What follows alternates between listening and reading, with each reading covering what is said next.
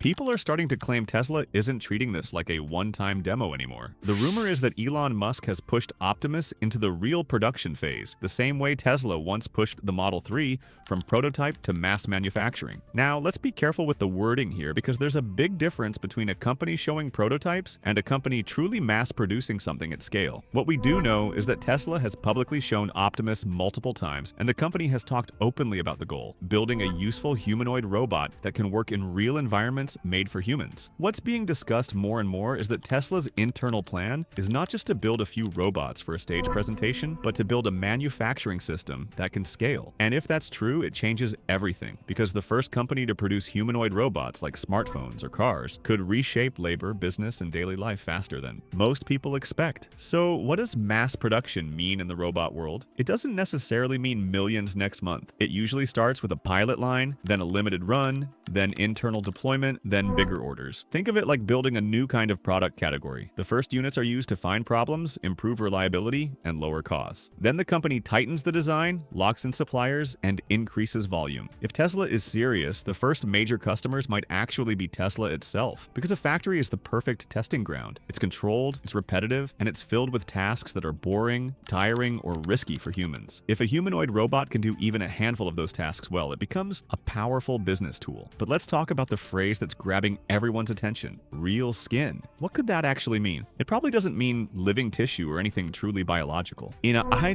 robotics, skin usually means a soft outer covering made from silicone, rubber-like polymers, foam layers, or flexible materials that mimic the feel and movement of human skin. Sometimes it's used for safety because soft surfaces reduce injury risk when a robot bumps into something. Sometimes it's used for comfort because people accept a robot more easily when it looks less like a machine. And sometimes it's used for function because that outer layer can hide sensors and wiring, and it can work with pressure sensors to give the robot a sense of touch. That last part is a big deal. The future of humanoid robots isn't just about strong motors and walking. It's about control. It's about the robot knowing how hard it's gripping a box, whether a surface is slipping, whether it touched a human arm, or whether it's pushing too hard against a door. This is where tactile sensing and compliant materials can matter. A hard metal hand can crush things or fail delicate tasks. A more human-like surface combined with better sensors can make the robot safer and more useful in real workplaces. If Tesla is moving toward a more human-friendly design, it's not just for looks. It's because the fastest way for robots to enter the real world is to fit into places already built for people. A specialized industrial robot arm works great in a perfect cage with a fixed routine. A humanoid robot is different. It's meant to be a general worker that can adapt. That's the promise, and it's also the hardest part. Now here's why Tesla, out of all companies, could have an edge. Tesla isn't starting from scratch in AI and manufacturing. They've spent years building computer vision systems, real-time control software, and specialized hardware for cars that drive themselves. A lot of the same brain ideas can transfer to a robot, seeing the world through cameras, understanding depth and motion, planning actions, and learning from huge amounts of data. Tesla also has something most robot startups don't have at scale: factories designed for high-volume production, supply chain muscle, and a culture built around iteration. They don't just design a product, they build the machine that builds the machine. And that manufacturing mindset matters because humanoid robots aren't one single device. They're a stack of difficult problems. You need actuators that are strong but efficient. You need gearboxes that last. You need batteries that can power a full shift without being too heavy. You need cooling, wiring, sensors, and a skeleton that can survive real impacts. You need hands that can do useful work, not just wave at a camera. And you need software that can handle chaos because the real world is messy. So if Tesla is actually preparing lines for Optimus at scale, the factory would likely look modular. One area focused on actuators and joints, another area on battery packs and power management, another on sensor modules and cameras, another on hands and end effectors, another on the skin or outer coverings, which could be applied late in the assembly process like a finishing layer. The goal would be fast assembly, easy testing, and quick replacement of faulty modules. If something breaks, you don't want to rebuild the whole robot. You want to swap a part, update software, and get back to work. Now let's talk about what Optimus would actually do first if Tesla wants real results. The first jobs won't be do my laundry and cook dinner. The first jobs will be repetitive tasks where the environment can be partly controlled: moving bins, sorting parts, carrying items between stations, loading and unloading simple objects, checking inventory with cameras, basic material handling. These jobs are valuable because they cost time, they cause injuries, and they burn. And outworkers. A robot that can do them steadily could reduce turnover costs, reduce training cycles,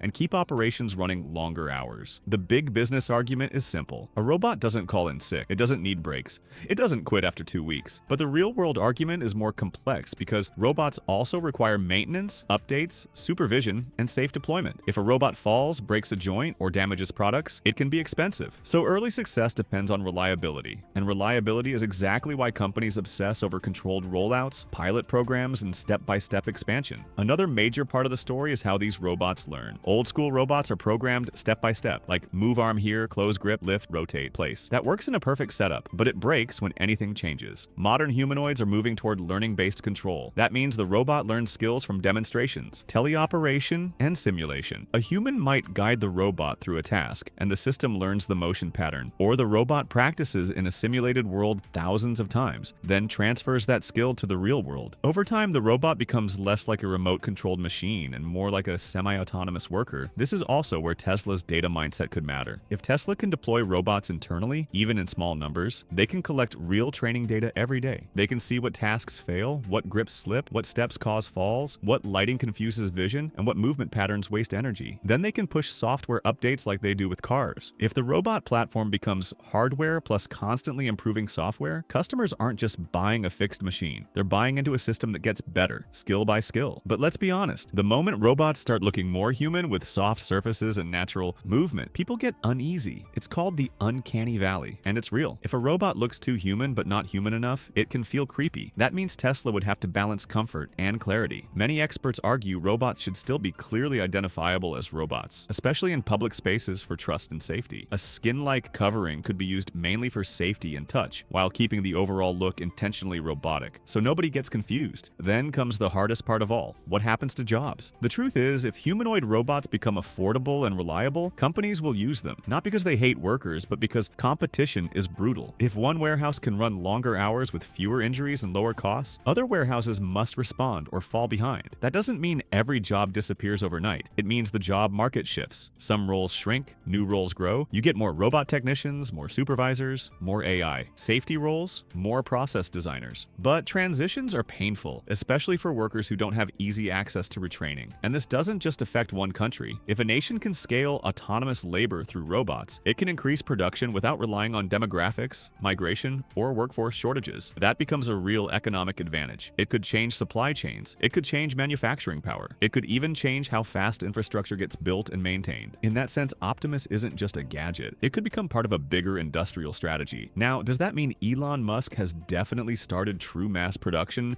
of humanoid robots with real skin today? There's a difference between bold plans, early production prep, and full mass rollout. The hype online often jumps ahead of confirmed reality, but what's important is the direction. Tesla has the incentives, the manufacturing DNA, and the AI focus to push hard. And even if the first waves are small, the long-term goal is clear: scale fast, improve quickly, and put humanoid robots into real work. So here's the real question: if Tesla does succeed, what will be the first place you see these robots in everyday life? Tell me what you think in the comments, because I read them and I want to know your take. And if you want more videos like this that break down the biggest tech shifts in simple, clear language, make sure you like the video, subscribe to the channel, and turn on notifications so you don't miss the next upload.